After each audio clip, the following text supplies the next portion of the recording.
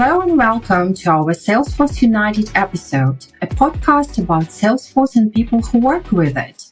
Here we discuss engineering discoveries, professional secrets, and careers of our guests. I'm Olga Dmitrieva, a Salesforce software testing engineer, and to my delight, your host. Hello everyone, my name is Elena Ulyanova and I'm a testing and Salesforce enthusiast, Salesforce consultant, and for my pleasure, the host of this Salesforce United podcast. Today, we are talking about an essential yet incredible aspect of Salesforce, testing. Our special guest today is 𝐒𝐚𝐥𝐞𝐬𝐟𝐨𝐫𝐜, now a senior test automation engineer at Zendesk company. He started 8 years ago in the IT world, and since then, he has been doing both automation and manual testing, and he has experience testing Salesforce. So, sit back, relax, and let's dive into this engaging conversation on Salesforce testing. 𝐒𝐚𝐥𝐞𝐬𝐿, it's a great pleasure you joined us today. Hello, I'm happy to be here. Hello, 𝐒𝐚𝐥𝐞𝐬𝐿, and the first question will be regarding your general experience as Salesforce software tester. So can you share a bit about your career journey as a Salesforce software tester? Wow, it's all started several years ago, actually. I was first working in a company called Transition Technologies Management Services. I know it's a very long name, but the company is very cool. I've started playing there with Salesforce Health Cloud. So we were still working in classic Salesforce, not the Lightning experience. But later on, we've moved to the Lightning. So I worked there for quite 2 or 3 years. And I only had one project, so I knew it very well. I've also started test automation right about there, doing some basic Salesforce test automations. So project was quite small, but quite challenging. I'm pretty sure the project changed name right then and about for maybe twice.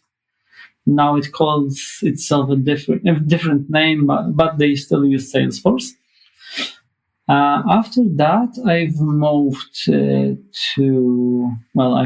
I switched projects and companies, and I've moved to another company where we weren't using Salesforce, but I came back to playing with it when I was working with Apple. So I was working then happily with Elena for quite a few years. I think there were also 3 years there, where we were doing manual testing, automation, and automated testing. And we had quite a few projects there.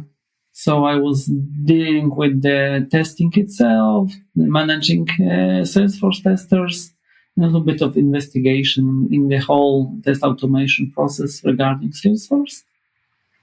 And now I'm working for Zendesk, also with Salesforce, as Salesforce test automation engineer, where we're trying our best with automating Salesforce, which is not always the best thing to do. But that all depends on the project actually, and how the whole framework and how the whole application is built and how big it is. Okay, so I see there is quite a vast experience. And did you always want to be a software testing engineer? No, I actually started my work as automation engineer, but it was like in a whole company, in the whole workshop, where I was actually dealing with the big machines, not computers at all. I started with fixing some robots, fixing some automations, and basically in the car industry.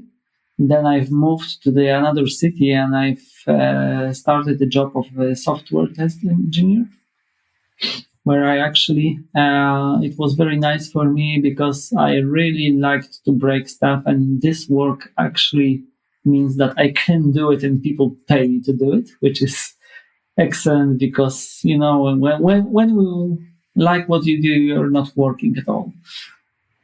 So I've started as a manual laborer, let's say, and then moved to test engineering, which is very, how to say it, maybe not difficult, but challenging sometimes.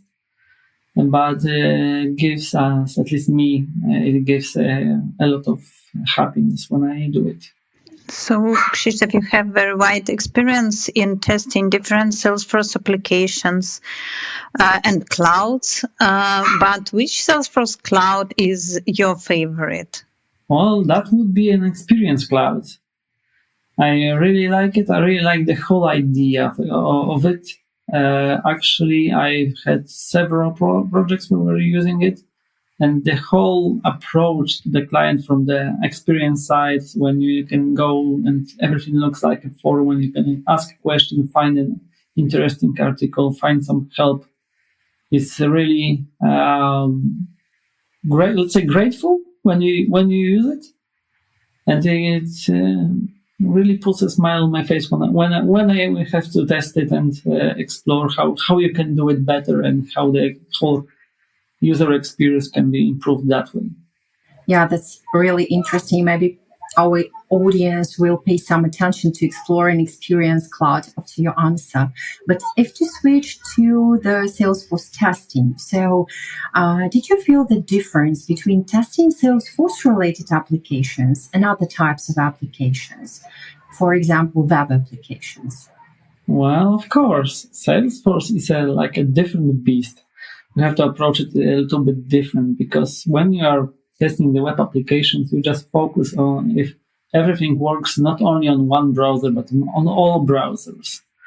But when you're testing on Salesforce, you have to focus on different things like permissions, seeing the accesses, checking if something is hidden in the layout or not, if specific users have specific access, if you can check everything, in the setups in the object manager, which you don't have to do basically using testing web apps. On the other hand, when you test web applications, you have to focus also on different things. Like you have to check the networking, you have to check the APIs if they're running correctly.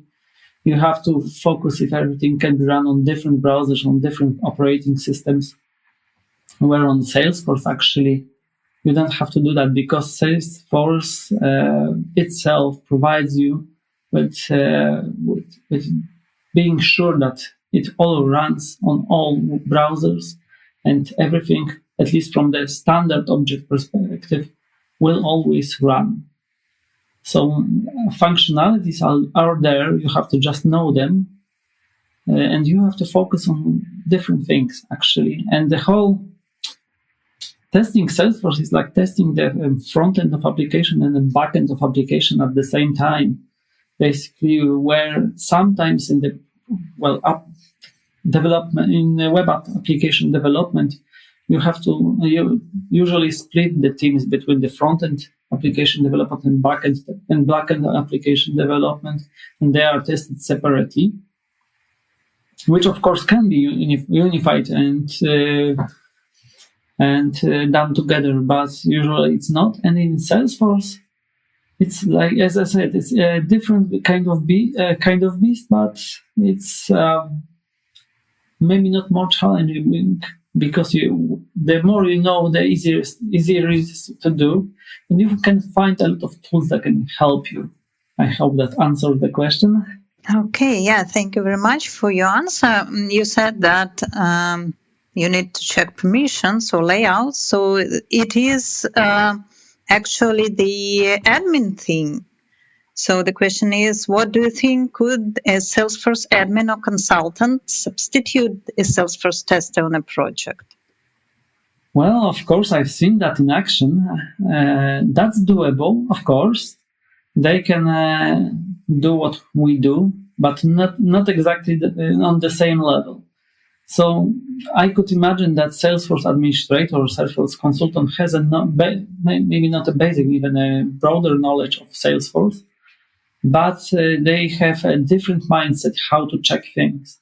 So basically, what you can do with them is they check the whole green path, which means if the functionality is actually working fine, but they don't think the way that testers do. Testers think how they can break the application, how they can approach an application in a different way, how the testers think how the end user should work with the application.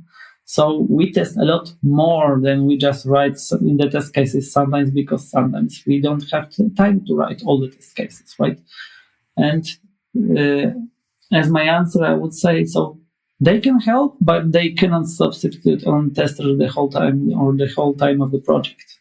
Okay, that's great. And Krzysztof, you told us about the most important peculiarities when testing Salesforce-related applications. And can you tell us, please, what are the most common challenges one can encounter when testing Salesforce applications?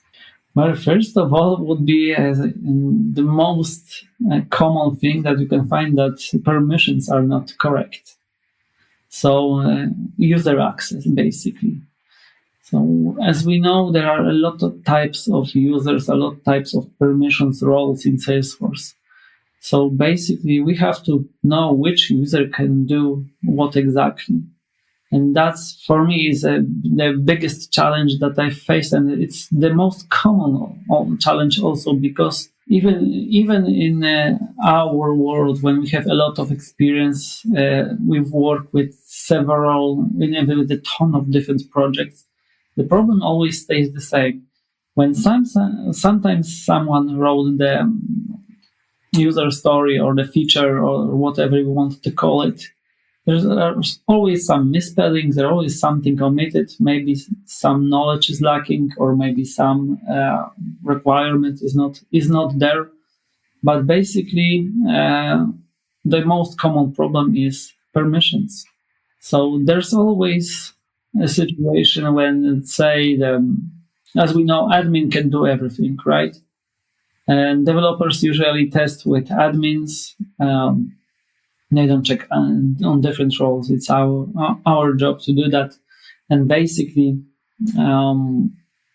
we have to check if the sales users can do. For example, sales user can do only what they should do, nothing more, nothing less. Like I had a problem on production in my company, 2 days ago. Suddenly my permissions were revoked and I only got a sales access. And I couldn't build the quotes, edit the quote lines. And that, as you can see, that's a really common problem, since salespersons shouldn't do that. That's some other people's job to edit the queries, get some documents, create contracts. They shouldn't do it, but it's not always tested. Like my permissions should be a lot higher, so I could use test as a RevOps or a senior RevOps, which should use also Salesforce. Sales has also sales permissions, but they could not do it, or I couldn't do it. So yeah, as I said, that's the common problem that we are facing. And even when we are in an older project, which is going for 2-3 years, there are always hiccups like that. That even some new features can override the old permissions created previously. And it's our role to check it. Okay, thank you very much. You mentioned quite a lot of challenges that a tester or a project face in Salesforce. But what do you think, based on your experience, how can we minimize these challenges or risks when developing a testing strategy for Salesforce applications? Well, that's a hard question. We can minimize them. I don't think we can remove those problems or those challenges. They will be always there, because we are not working with the same people every time, everywhere. And how can we minimize it? We have to be very specific when we write some testing documentation. It's like writing a test case. You have to go to the ground zero and do it as detailed as possible. But you also have to write it or prepare it in the way that everyone understands it the same way. So we have to prepare all those sketches, like project information, what will we do, what won't we do, exactly what won't we do in the project, because sometimes, in different companies, we are having different project managers, which can tell that we can do everything for the client, which is usually not the case in what we are doing. But we have to be very specific on what we want to do, what we won't do, how we want to approach problems. For example, we can write or prepare like a template of different bugs with priorities, which priority means what for the project, what severity levels mean for the project, what will we do when it happens. We can write risks, of course, so we have to think about them. And we have to remember that test plans or test strategy is not a document that you write once. It's a living document that should be updated, and everyone should know it. Specifically, the product owners, business analysts, and developers, because it's not only written for us. Everyone should know how to approach working in a project where QAs are available. Because at the end of the day, the whole storm will fall upon us, right? Because whenever there's a delay in the project, there's always a little blame. And usually when someone doesn't finish their work, it will come late to test for us. And then everyone can blame us that something is not finished. But if we specify how we work with maybe templates, maybe examples, we can avoid those problems. And talking about even risks on a maybe not daily basis, but on a sprint basis would be nice. And it should help us resolve the challenges that we are facing.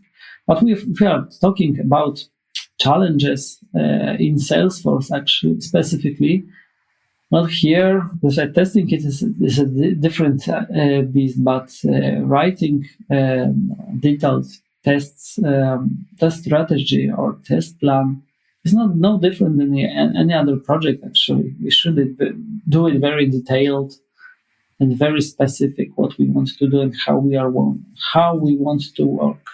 Because it always comes down to us to write off something and feature functionality, anything else we are saying with our name. Okay, so there are a lot of challenges around us. And if to widen this topic of overcoming challenges, are there any specific tools you prefer using for Salesforce testing? Maybe you can give some tips for the audience. Well, actually, I've always liked working with Workbench. It's a very nice tool that can teach you how to write SQL queries because it has a functionality that it will help you write it. If you just pull down an object that you want to check, it will send you the whole list of parameters that it can have. So it helps you write the conditions of what you want to get, and also let you export all the data that you need into the spreadsheet, which is very helpful. The second tool I like to use is basically Salesforce Inspector, which helps you do a lot of things, but it helps us to get the users list. It helps us to log in as different users very quickly. It helps us get all the data of the object, which are visible or not visible. It also helps us to update fields on the objects very quickly, and even show us formulas on the fly where we shouldn't go to the setup and search them in the object itself. we already have that everything on our hand, and it also helps you write the queries. Well, you have to know the query that you want to write there, but it's faster this way.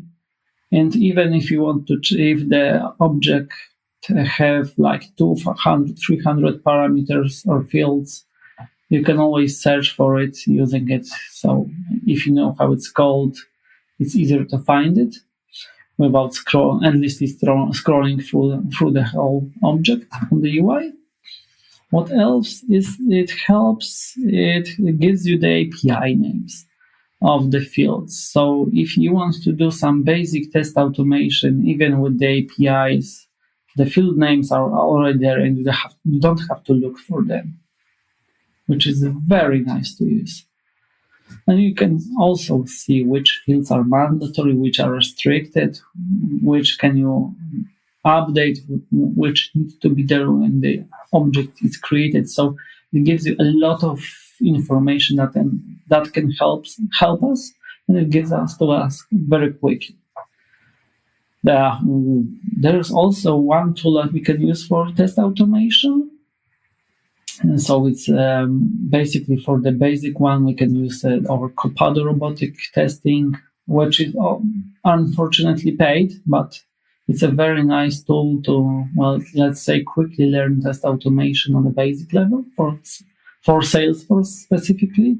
Maybe not only for Salesforce, but it was built to automate tests on Salesforce.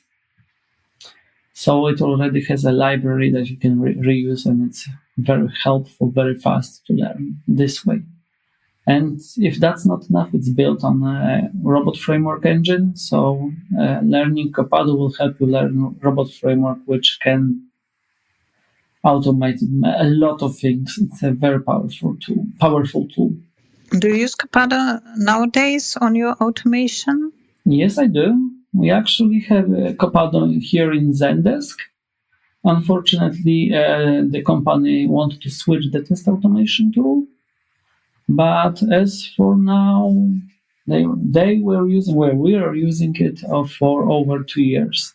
At least if you want to check what's done on the automation, it's very nice because you can always change the view from the code one to the maybe not the model one, but there's a view where you can, the flow view, that's what it's called, the flow view, where you can see all the boxes moving around and what will be done when. Okay, thank you. It's very interesting. Actually, it's what we have nowadays in Salesforce testing, but let's bring some imagination to our conversation. And I would like to ask, what do you think Salesforce testing will be like in the future, in the nearest future or in the far future? Well, I don't think this much will change. I know that we could introduce some AI to our testing, which of course Salesforce already does. They are already using the AI with Einstein, which helps us find a lot of things in Salesforce itself. But from our side, I am pretty sure that we will get the tools that will speed up our testing and help us find things like objects, correlations between objects, that will help us write test automation. For example, Copado already does that. And I'm pretty sure that the basic job will not change, but we will have the tools to speed it up a bit. For sure, I know that the Salesforce right now is working on a tool that helps check the data migration with the help of AI.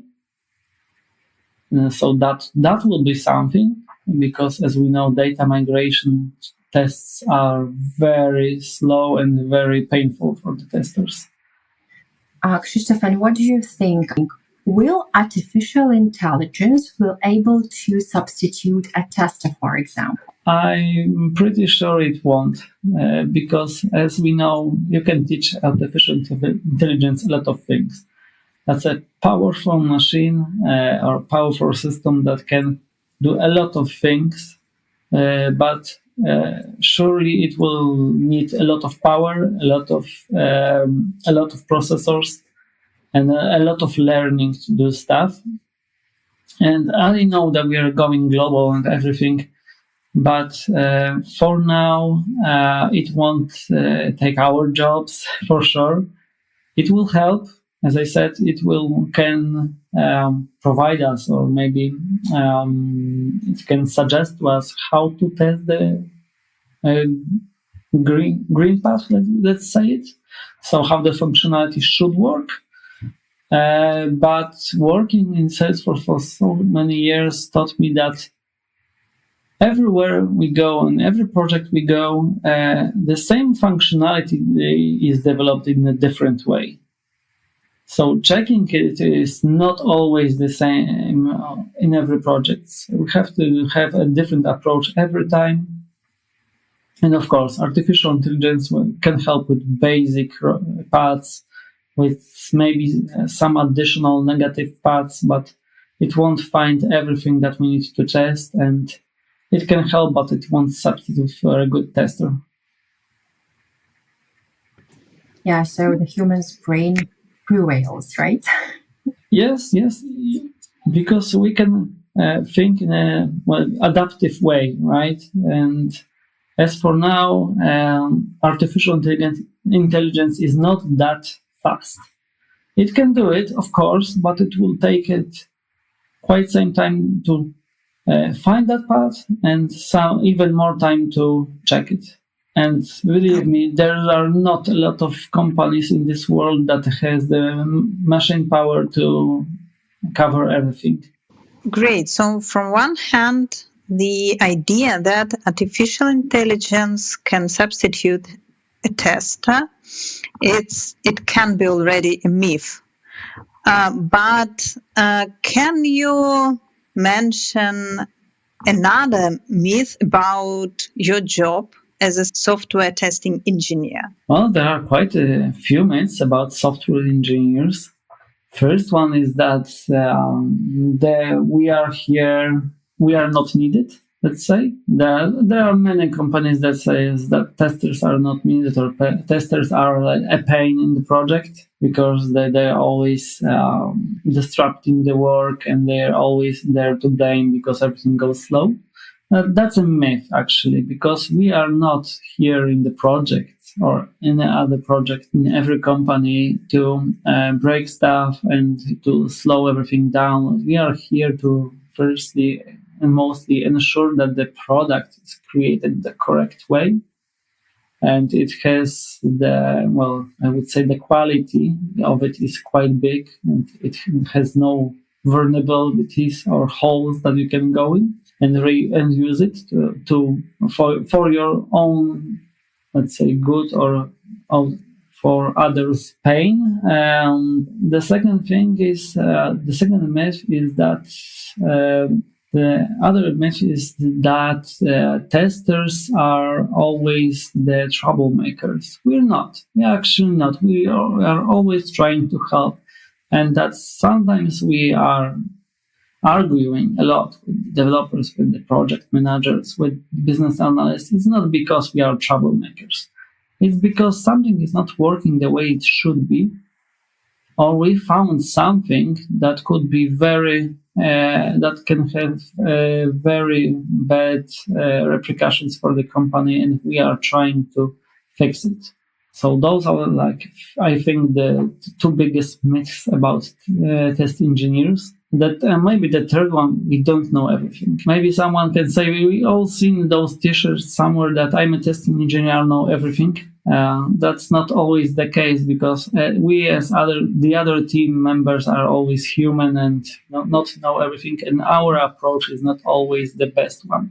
We can be wrong. It's a normal thing. Yeah, that's really true. So really interesting, and at the same common points about testing. But it's always very interesting to listen to someone's experience. And I would like to ask you, what are your future plans in your profession? Wow.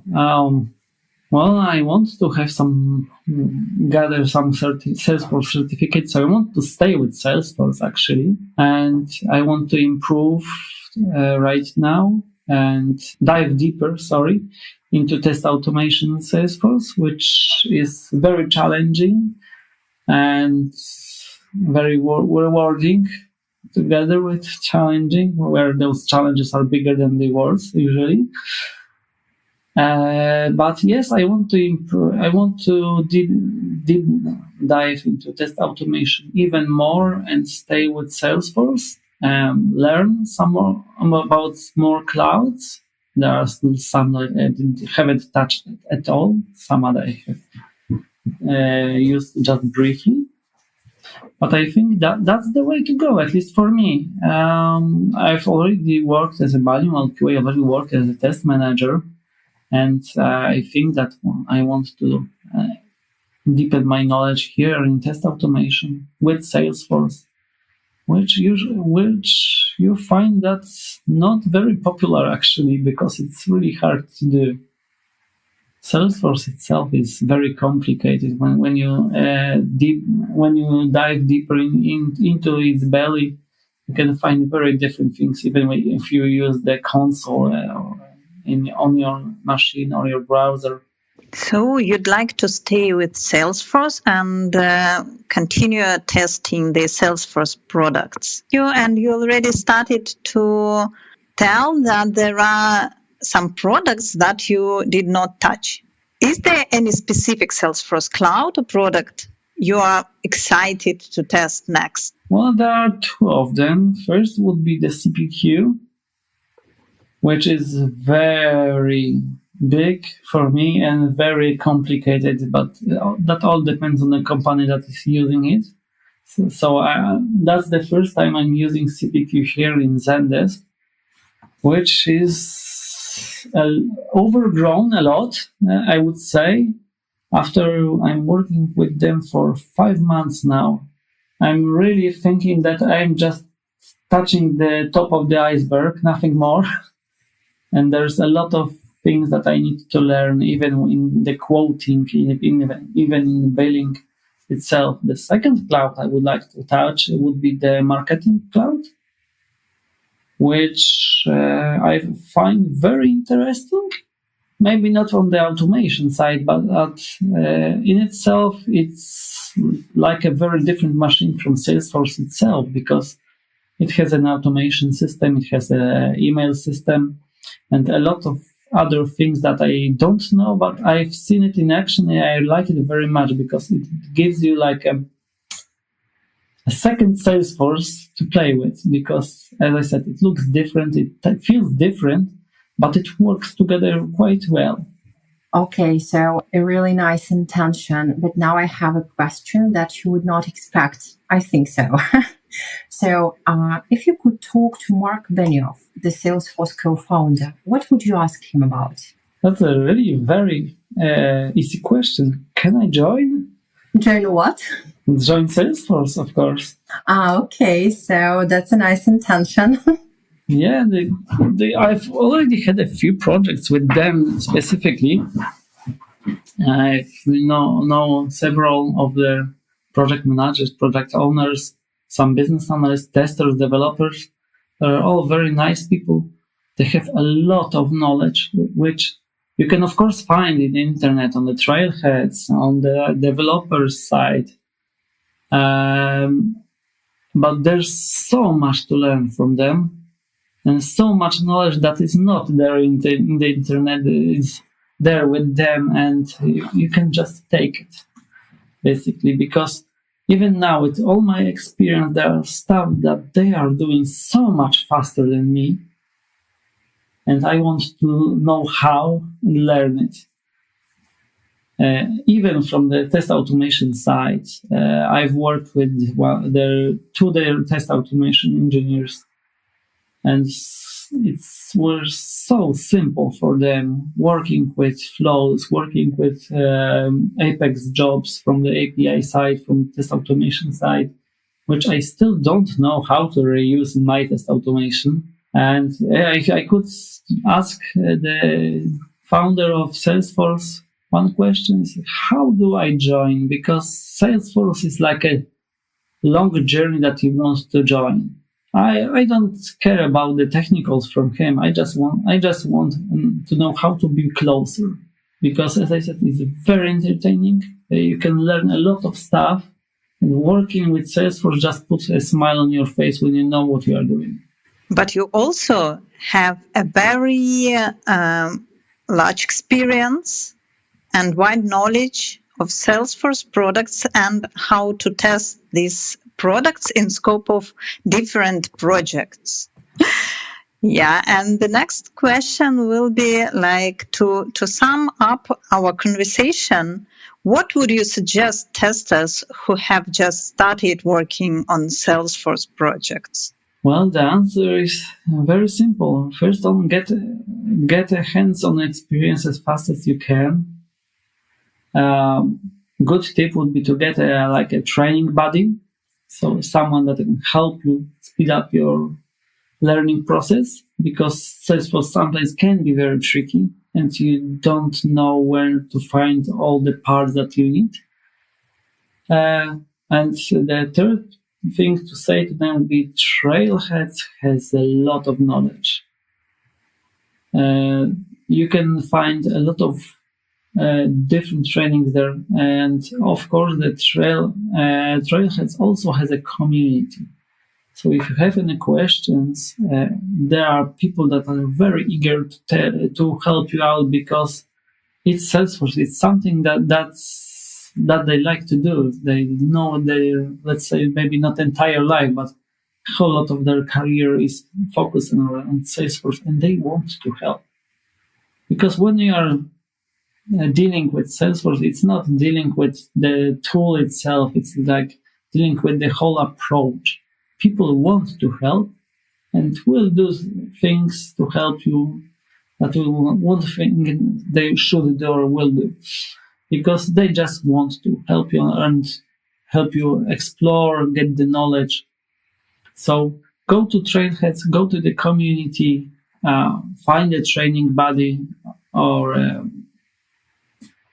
some training, maybe not online, because on-site trainings for me are the best when you're talking about Salesforce, when you can click with someone, not only as a rubber ducky, but as a buddy here to help you. Don't be afraid. Salesforce is quite fun. Yeah, that sounds really nice. Okay, folks, so that's it for this episode. Big thanks to Krzysztof for sharing his knowledge on Salesforce testing and his own experience. Thank you. I was happy to be here. If you need something, I'm here. Thank you, Krzysztof, very much for the conversation. And thank you, dear listeners, for being with us.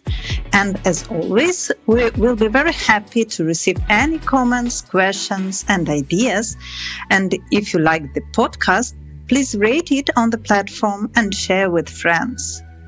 Till very soon, till the next interesting podcast. Stay tuned. Until then, keep trailblazing. Goodbye.